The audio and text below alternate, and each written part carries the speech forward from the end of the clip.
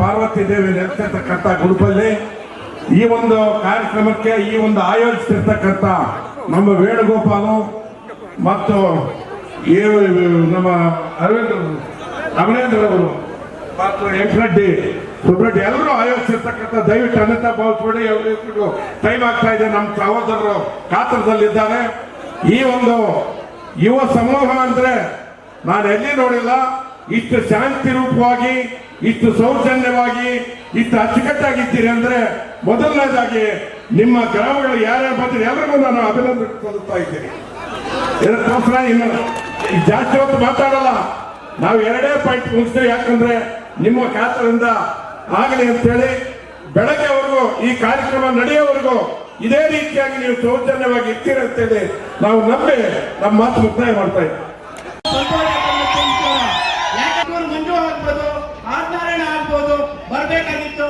ಅವರು ಫೋನ್ ಮಾಡಿ ಸುತ್ತು ಸಭೆ ಇರುವುದರಿಂದ ಅವರಿಗೆ ಈ ಪ್ರೋಗ್ರಾಮ್ ಅನ್ನು ಮುಂದಿನ ದಿನದಲ್ಲಿ ಬರ್ತೀನಿ ಅಂತ ಹೇಳಿ ನಮಗೆ ಫೋನ್ ಹೇಳಿದ್ದಾರೆ.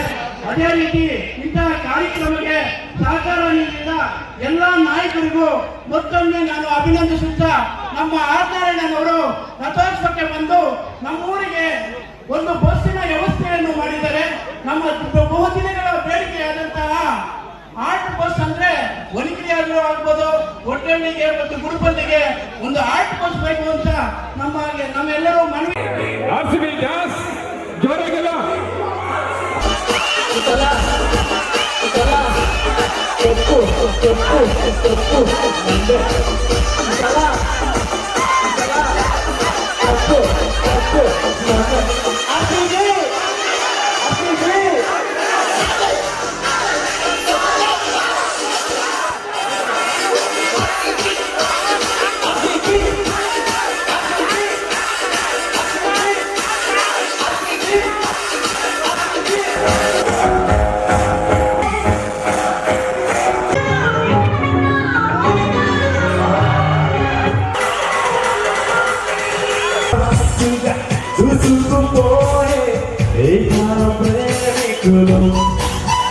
ವಿಶೇಷವಾದ ಭಕ್ತಿ ಗೀತೆಯನ್ನು ಬಹಳ ಅದ್ದೂರಿಯಾಗಿ ನಮ್ಮ ಡ್ಯಾನ್ಸ್ ಕೇಳಿದ್ರು.